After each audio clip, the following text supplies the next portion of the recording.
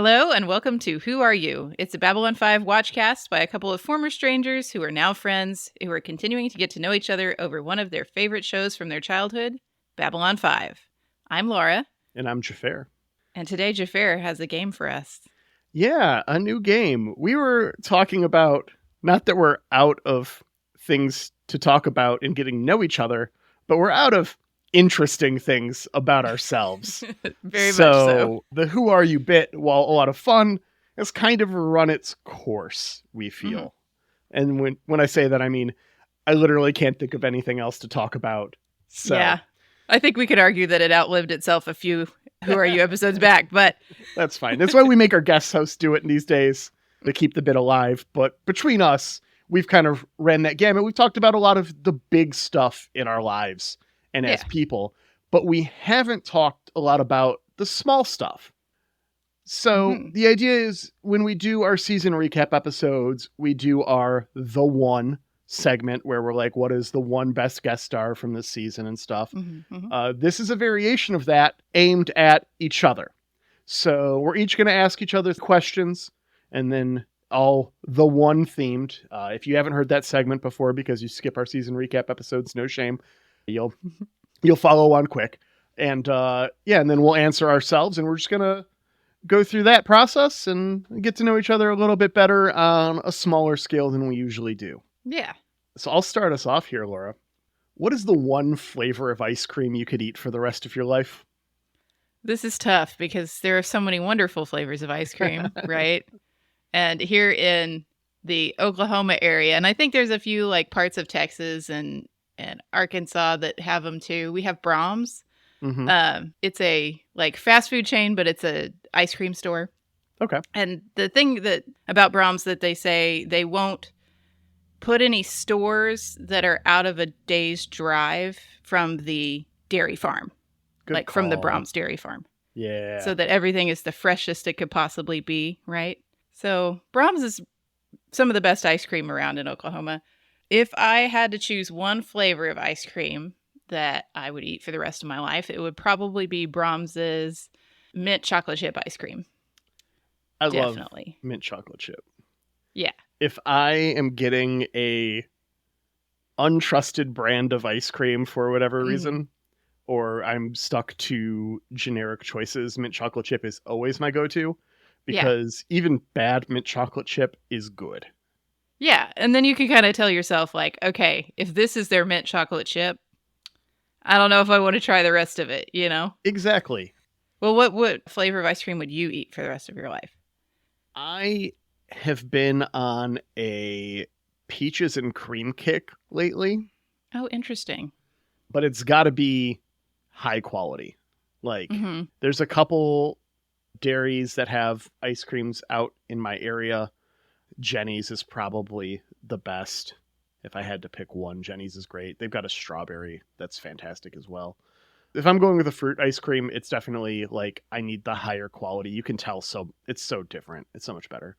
But low key, Kroger private label has a Mexican hot chocolate ice cream right now. That is fire. It is fantastic. That sounds amazing. We don't have Kroger down here. We have like Kroger delivery and that's it.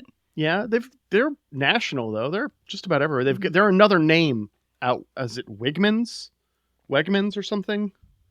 I think that sounds like something I saw in Louisiana, but they're not in Oklahoma that I know about. All right. Yeah. Oklahoma is one of like 8 states I haven't been in. Yeah. So someday we'll get you here. Yeah. Probably just for this podcast, but more than likely. It'll be a visit. It'll be fun. Yeah. No, that sounds great. I would totally eat the hell out of some Mexican hot chocolate ice cream. It is real good. Okay, so Xhafer, mine all have a theme to them. The one questions, and that is looking for comfort and ease as I'm still stuck at home. Yes. In this postpartum time. So I would like to know, what is the one best comfort snack? I, in the last 2 or 3 months, have dramatically changed my opinion on this. Wow. Well, that's the other thing I wanted to say. These can all just be for right now. They don't have to be like your one opinion that holds true through all of time. I used to not give a shit about my snack food. Like, if I'm eating a snack, it's because I want something quick, and it was very much a matter of convenience. And so I'd just grab some, like, saltines or something, just like some crackers or beef jerky or whatever I had around, right? Some M&Ms, doesn't matter. But and I'm going to say before I get to this, I have never been impressed by Cheez-Its in my life. They were convenient. Yeah. But I tried the extra toasty Cheez-Its for the first time a couple of months ago, and it has been a revelation for me.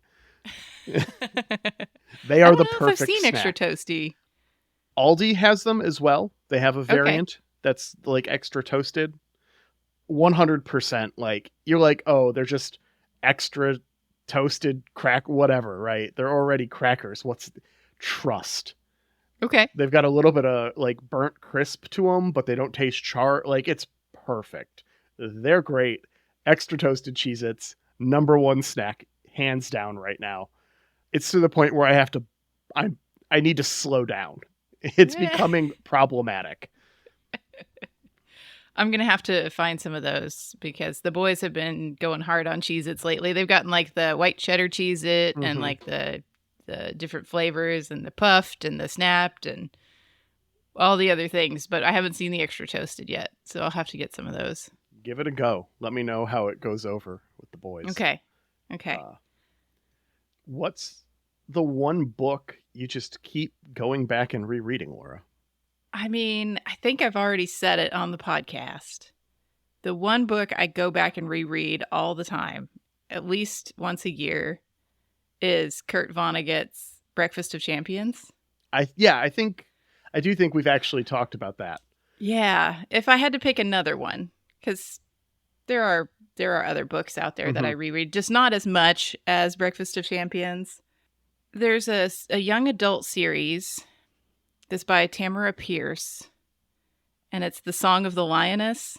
And I read it like when I was the tween, 12 or 13. And it's one of those young adult series that you can still come back and read it as an adult, and it's not weird. It's not totally weird. Yeah.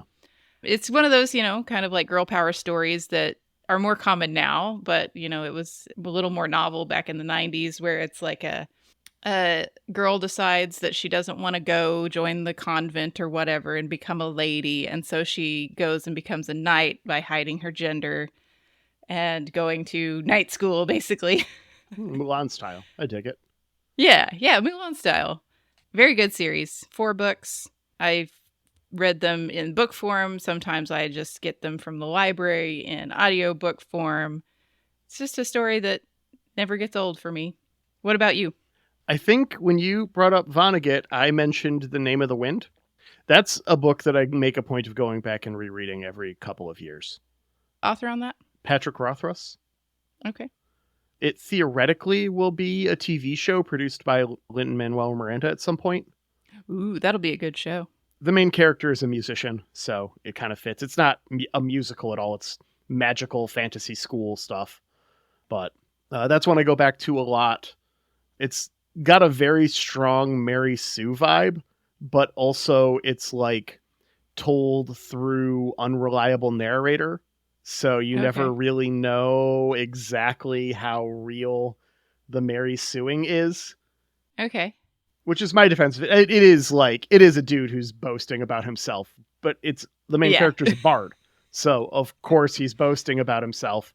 He introduces himself with this like ridiculous set of titles and accomplishments and stuff, It's on the back jacket of the book. And it's just like, you never really trust him though. And so I think most of it's bullshit. And the like handful of things we found out, like how it actually happened, how he got the title, is a lot more like happenstance or things he was around for, not necessarily like, oh, I'm the king killer, I killed this dude, this stuff. So I like it a lot. And it reads very melodically. Like just it's not written in prose, but it might as well be. Okay. So that's one I go back to a ton. But I think I've already said all that on pod, so I'm going to pick a different book, which is Catch-22. I know it's kind of a cliche favorite book. Is it? Okay. I don't know. It's one I read in high school. I don't know if everyone had to read it in high school or if I picked it out. But of every book that I've reread multiple times, it's one that I continually find something new that's hilarious in that I missed completely the first time. Well, what is, speaking of media, the one best binge show right now? What could you binge right now? So, I was just kind of like on a gap between shows for a couple of weeks because Ted Lasso just wrapped up. Succession just wrapped up. Barry just wrapped up. A handful of things that I was watching in some variety all kind of ended around the same time. And then I had a couple of weeks before Strange New Worlds just started. So in that couple week break in between having regular TV and having nothing, I've been watching, I guess binge would be Ted Lasso, I would say, is a good binge show. Okay. Lower Decks has been a rewatch continually. I rewatched Strange New Worlds over the last month and a half to prep for the new season, which just dropped. I don't know if you've seen the first episode yet. It was good. Now that Aaron's back at work and he's back in the office too, so I can't even put out a show in the background for him or something. I've been wanting to watch a show that I could watch, but he wouldn't be upset that I was watching it without him. Yes. You know? I understand. Yeah, Ted Lasso might be one I'll pick up too, because I don't know that he'll have any feelings towards that. But I've been watching Call the Midwife on Netflix. It's a British show, BBC. I feel like this is one that I've heard either Ben or his wife Glow talk about. Yeah, I've heard a lot of people talk about it and loved it. And I was like, I don't know, is this the best show for me to be watching in kind of a tenuous postpartum state? I feel like there's going to be bad things that happen. And there are, it's about midwives in the 1950s in the East End of London. So in a poor area. And there's some tough stuff that happens, but I haven't felt like it was bad for my mental health yet. I feel like it's actually kind of comforting. So it's a long running British show. They only do maximum 10 episodes in a series usually on these things. There's 12 series of this show. Okay. That's a lot. Yeah. Over 100 episodes. That's so I'm I'm making my way through that right now. Find myself dropping British words into conversations just because I've been absorbing too many of them. Oh, and I should probably, before we move on to the next question, real quick, shout out Breaking Bad for being a great show to watch 7 episodes of. Check out Last Time On, my new podcast. All right. Well, Laura, my next question for you. If you could have dinner with one celebrity, who would it be and why? This is fun. It's very hard to pick just one. Yeah. I'm going to say, and this is totally silly, that I would want to have dinner with Robert Picardo. Because I feel like he would be down to do some duets afterwards. And I would just be really delighted to get to duet with the doctor. Okay. So that's my choice. Good call. I recently started following Anson Mount on Instagram. Yeah. And when he's not making Strange New Worlds, he's been getting into pottery and making his own pottery and stuff. That's cute. And I would have loved to just sit down with him. Have him wear a Star Trek t-shirt, have him expect something, and then just ask him about his pottery and let him nerd out about that for an hour over dinner. I feel like that would be a really fun experience. I love that we both really want Trek people. Yeah. That's it. That's all. Give us Trek. Okay, so rapid fire. Tell me, what is the one best kitchen tool that's making your life easier? I need my life to be easier. Immersion blender. They're so nice. They're so good for making sauces. Yeah. I'm using my electric kettle a lot because I'm having a lot of cups of tea with my snacks. I live off my electric kettle. Yeah, I just need a cup of tea with my snacks right now. Just trying to maximize that comfort. What kind Maybe of I'm tea just you absorbing drinking? too much Call the Midwife. But yeah, I definitely am using my electric kettle. All right. Well, we actually have Babylon 5 to talk about. Yeah. And a big episode of Babylon 5 to talk about. Yeah, we've got season 4, episode 5, The Long Night. I actually had to Google this. Sorry to interrupt. But I was like, I could have sworn that it was The Long Night of Centauri Prime was the name. But it's not. So yeah, that is a season 5 episode, and I think it's like The Very Long Night of Londo Mollari or something along those lines. No, there's also a book that is The Long Night of Centauri Prime. Okay. In the Londo series. The Long Night itself, I believe, this is the episode that ends with Tennyson, right? Am I remembering that properly? I know that we get the Tennyson again. Yeah, Charge of the Light Brigade. Yeah, it's a line from that. So it's another line from the poem that's quoted at the end. But yeah, this is a big episode. So is the next one. They go hand in hand. Mm-hmm. And I know we both watched both already. So I'm sorry if we get anything messed up. Our recording schedule is necessitating us to do this time. But we start at B5. The fleet is gathering, and it's almost time for the big attack. We learn the Shadow Planet Killer is now also running around. They have a thing. We learn more about it later in the episode. But they have also escalated to open combat on Vorlon allied worlds. Yeah, we get a cool sequence of like the ships strafing some Vorlon outpost of some kind. Yep. So the Shadows are attacking anyone who's allied with the Vorlons. The Vorlons are attacking anyone who's allied with the Shadows, but they are still not attacking each other. Mm-hmm. Londo meets with a Shadow Council on Narn. We had talked about this last episode about more people wanting to be involved in the plot to kill Cartagia. Apparently there are some. Yeah.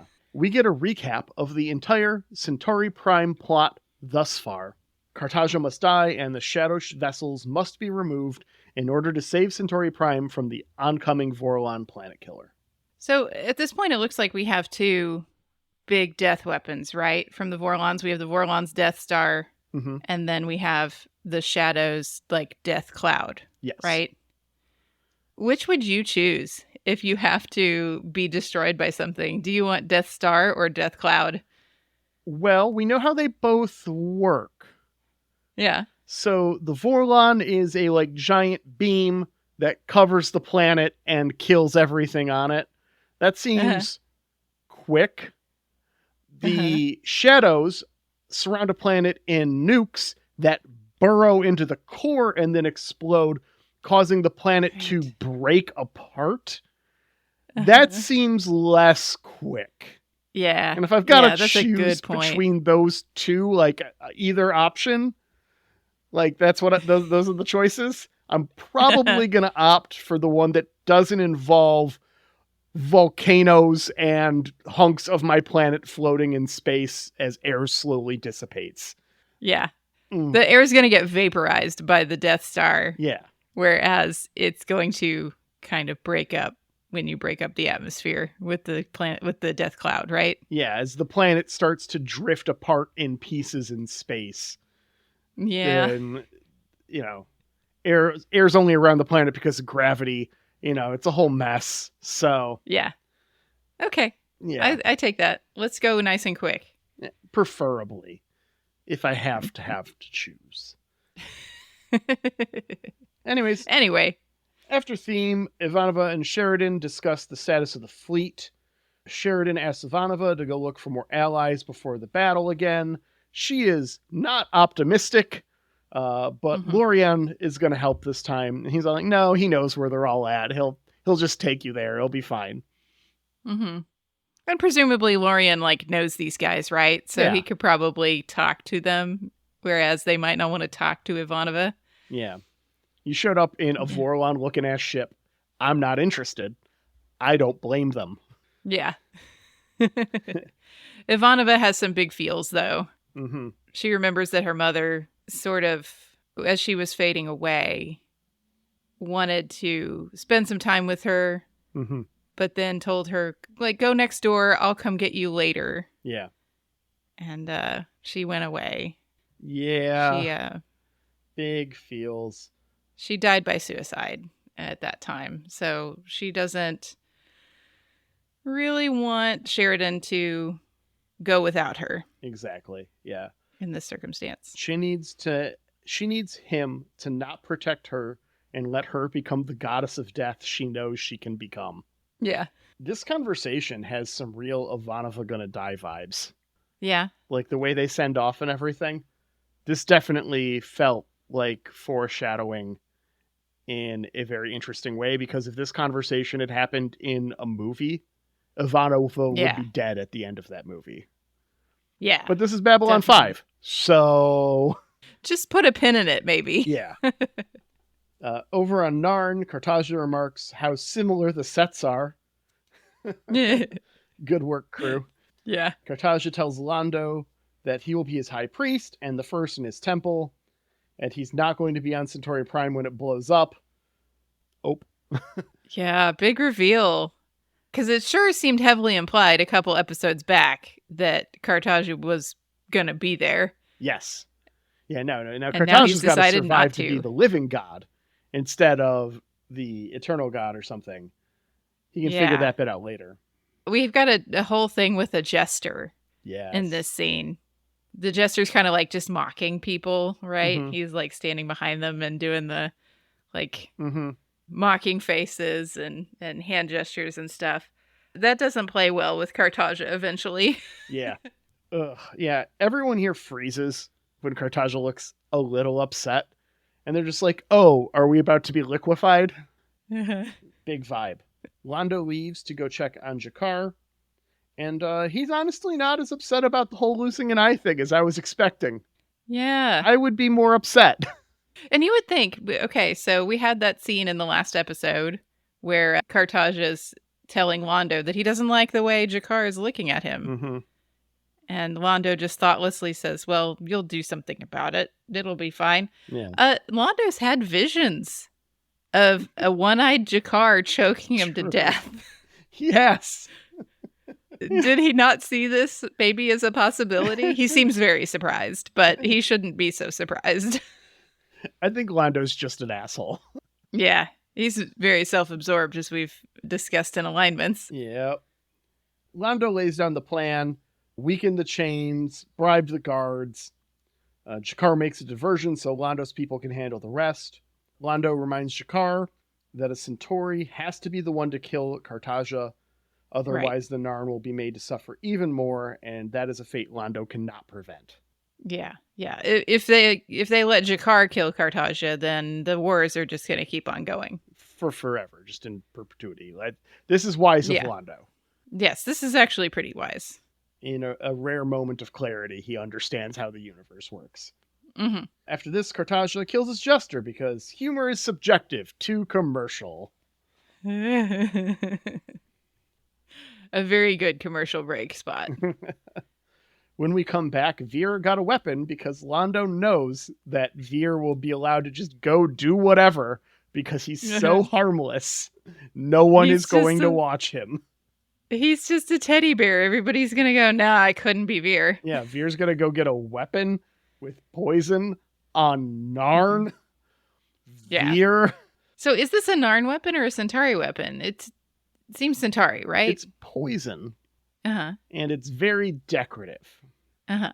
I feel like most Narn weapons would probably be a little bit more utilitarian. Yes, practical. And a little less hidden. Yeah. But the occupation and everything, I'm sure there's been so much intermingling at this point with some of this stuff that it could very well be a Narn weapon made to hide and kill a Centauri. Yeah. So it's they're all too entangled now. Who knows? Yeah. They take the weapon out and discuss the instructions for use. Londo is worried the poison won't work fast enough. It's all fun until Vir makes a joke that Cartagia must kill Londo. Look, I gotta get these drops in while I can. Xhafer gets paraded around. By the way, this isn't specifically a Jesus thing. This was called out sure looks like one. Ask JMS in the Usenet notes. Yeah. It is a Roman thing, and that just happens to be a very overlapping Venn diagram. Yeah, between the Centauri and the Romans and Jesus and Roman methods of execution. Yeah. So it wasn't intended to be a Jesus thing. It's more Rome Centauri stuff. Just those happen to be inescapably linked in history and symbolism. I definitely, when I saw this, I don't know how familiar you are with the Messiah, but there's a portion of Handel's Messiah that's not often done because you see the Christmas portion all the time. People do Christmas Messiah all the time, but they don't do Easter Messiah all the time. And there's a portion in the Easter Messiah that's his yoke is easy and his burden is light. And it's a very peppy little Handel piece. And so like as G'Kar is coming out with this, big yoke on and he's been beaten, that's what I'm hearing in my head is this peppy little, his yoke is easy and his burden is light.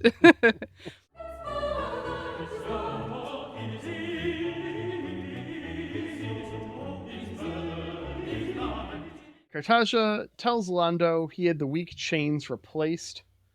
He's like, oh, the chains looked weak. I had them replaced with this ultra strong material that no one could ever break. No worries. And then G'Kar breaks those chains faster than cocaine and Mick Fleetwood's infidelity. Like, he just rips through that shit. Yeah. We didn't need to weaken his chains. He had this. Right. I thought that G'Kar didn't even need to break those chains. To be honest, with that huge yoke, he could have just started spinning. Right. I'll try spinning. That's a good trick. It's a ridiculous yoke. Yeah. It is nigh a weapon onto itself, and G'Kar breaks those chains and uses it to take out a bunch of guards. And you're right, he probably didn't need the extra couple feet of reach. These guards look like fucking mooks. He just makes quick work of them. Yeah. Londo grabs Cartagia to the other room, who then disarms him for insolence before he has a chance to act. Yeah, whoops. Yep, Vir goes to check on him, sees Londo getting choked out, and then Vir uses the injector to finally kill Cartagia. Oh, Cartagia, we hardly knew ye. Londo makes good on his word after this and builds a case for the Centauri to leave Narn forever. It's like 2 emperors have died because of these. We're done here for forever, guys. We have to leave. Mm-hmm. Good call. Yeah. The court grants Londo the role of prime minister, and he will be in charge until a new emperor is chosen. That sounds like the worst place to be. Good luck. Yep. In the war room, Lennier gets shit on a few times when the man who knocks. I'm assuming I got that reference right. Go listen to last time on. That hasn't happened yet, or it has and we missed it, but that's a Breaking Bad thing, right? I am the man who knocks. I'm the one who knocks. Walter White. It's Bryan Cranston. You're goddamn right. Yeah. Big guest star. I mean, I guess he wasn't super big yet at this time. He was unknown at this point. Wow. His show he was working on before this, Mighty Morphin Power Rangers. Nice. So this is pre-Malcolm in the Middle. Yeah. This is pre-Breaking Bad. Yeah. Fun fact, if you didn't know, the character Billy in Power Rangers is named Billy Cranston after Bryan Cranston, the actor. That's cute. Anyways, yeah, so Lennier knows the next Vorlon target. It's a world with 6 billion people living on it. Things are not good, and Sheridan's like, hey, I'm gonna call you back, Billy C. Londo gathers Vir, who is just drunk as fuck. He asks Londo how much more he needs to drink before he can't see himself in the mirror. Poor Vir. Poor Vir. I mean, yeah, he took this really hard. It was objectively necessary. Yes. But yeah, poor Vir. Yeah. Vir's got some real trauma from killing the Emperor. Stephen First nails this fucking scene. Mm-hmm. Londo regrets treating Vir poorly, but also regrets that he has now effectively taken away Vir's innocence. Yeah. Which is, I mean, you can just apologize for making him do something traumatic. Maybe instead of weirdly wording that innocence thing, like, that's a bizarre way of I don't know. Yeah. That felt weird to me, but yes, Londo does regret what he has done to Vir as a person, which is nice. Yeah. I mean, he should. It's a bare fucking minimum. Yes. Yes. Londo drops the real talk, no cap. It's always gonna hurt, but it was necessary. Caring about doing something terrible means you still have a heart. Yeah. Small comfort. Yep. The Narn begin to celebrate the Centauri occupation ending, as Londo reminds us, much like Garibaldi last up, that this is not the end of the story and that there's more to happen. Yeah. Vir wonders what it was all for. Had Turin not died, likely they would be exactly where they are now, but with countless lives left alive and the shadows off of Centauri Prime. Yeah. Whoops. If Londo hadn't started this whole plan, it would be exactly the same, except a ton of people would still be alive. It would be exactly the same, except a lot better. The League of Non-Aligned Worlds reviews the footage of the Shadow Planet Killer. Delenn and Sheridan go over the plan. Phase 1. Slow the Vorlon advance to give the fleet time to arrive at Coriana 6. Phase 2. Engage the fleet at Coriana 6 with the first ones. Phase 3 or 0 or 1.5, they don't really say. Get the shadows there as well to force a direct confrontation. Mm-hmm. Hal is given the files about a phony base to bait a shadow attack. And Erickson knows what he has to do. He says farewell to Delenn and Ivanova, listens in thinking it's weird he told her mac and cheese Ranger 1. So there was a lot of comments about the character of Erickson on the Usenets. Okay. Namely, it's just Do like, share. Who the fuck is this guy? He's great. It sucks you killed him. And JMS never even says Bryan Cranston's name. He only refers to him as Erickson's actor. And he's all like, oh yeah, he was great. He really did a great job of selling it. You know, great guy we got for that bit part. Uh-huh. Yes, he is a great actor. The rest of the world got to know that in some other series. Yeah. Very soon they'd be aware. Over at Narn, Jakar's ready to put a boot in Jalorn. Jakar's like, look, I didn't overthrow a dictator to become one. Yeah, Jakar is very enlightened these days. Yeah. He's got that big George Washington vibes. Mm-hmm. You know? At least George Washington from Hamilton. Yeah, the idealized version of George Washington that we like to think existed compared to the real life one. Yeah. Correct. I cannot tell a lie. Everyone who's been president was a piece of shit in some regard. Yeah. The Centauri are going to destroy themselves without us. We don't need to attack them. They're to be pitied, not hated. And then he gets questioned about how much he's suffered. Oh, man. We're in a suffering contest here. Suffering measuring contest. Right. Who's got the bigger suffering dick, Jalorn or Jakar? And Jakar just laughs and walks away. That real big suffering dick energy.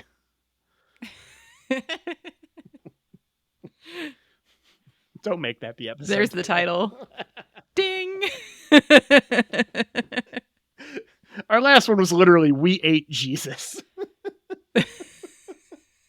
People are going to think this podcast has gone off the rails based off these titles. I mean, but maybe it has.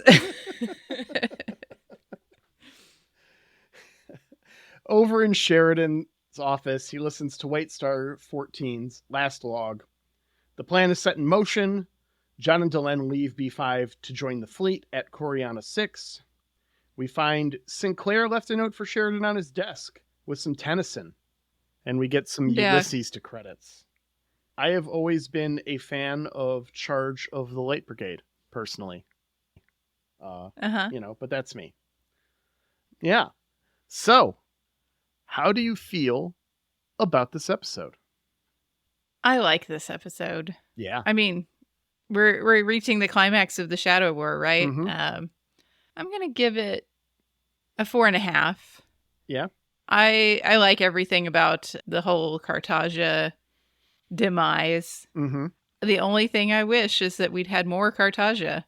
Like, really, how many episodes did we actually have him in? Not many. Yeah. I think he didn't. And that's disappointing for me. He didn't show up until the first episode of this season, right? He's not in season 3 at all? Yeah. So 5 episodes of Cartagia? Yeah.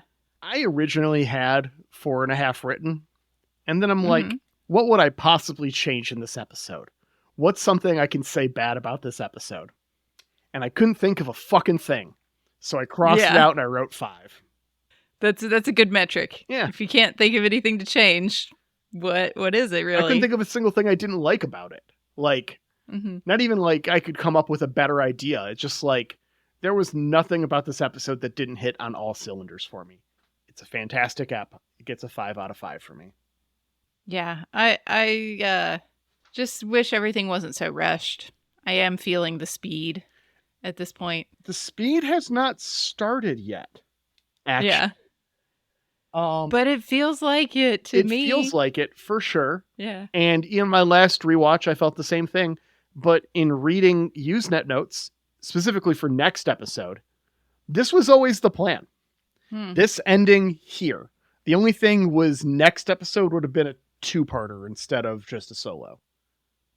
And it kind of felt like it was anyways, to be perfectly honest with this one. Maybe it would have been one of those 3-parter things that he does sometimes around this point of the season. But the plan was always to do what's happening next episode next week. So That's crazy to me. May as well talk about it while we're right here, because we got season 4, episode 6, Into the Fire. Ivanova and Lorien look for the first ones, as Sheridan readies to meet the Shadows and the Vorlons. Londo decisively ends the Centauri's alliance with the Shadows. That's one way to put it. Yeah, sure. The Shadows and Vorlons finally clash, with Sheridan's fleet trapped between them. Yeah, that's a big description. Yeah. And I'm looking forward to talking about that episode next week. But before we do, we of course must say thank you to Jeremy Siegel. Jeremy, thank you for our lovely theme music. We truly appreciate it. You can find more of Jeremy's work at jeremysiegel42.bandcamp.com and on Spotify as Nuclear Jaguar. He's hard at work on the June album right now for his album A Month Challenge. So go and give him a couple listens, support. It's good stuff. We appreciate it. And thank you to Angry Duck Time Machine on Instagram for our podcast artwork. Thank you, Aaron, for editing our podcast and making sure it comes out on time. Really appreciate all the work you put into the podcast and saving me from having to do it. Having been doing a bit of editing recently, I can really testify. I truly appreciate all the work you put in. It's a ton of work. It's not unnoticed. Thank you so much. And thank you, listener, for tuning in and deciding to spend an hour with Laura and I talking about a 90s sci-fi show. We really appreciate it. You can join our community on Discord, and we talk about all kinds of stuff on there. People are talking about the trailer that just dropped for Road Home on there right now. And yeah, join our community. We'd love to have you there. We'll see you next week. And feel free to send us an email sometimes. Oh yeah, we have an email address. whoareyouB5@gmail.com. Yeah. All right. Well, thank you so much. We'll see you next week. Bye.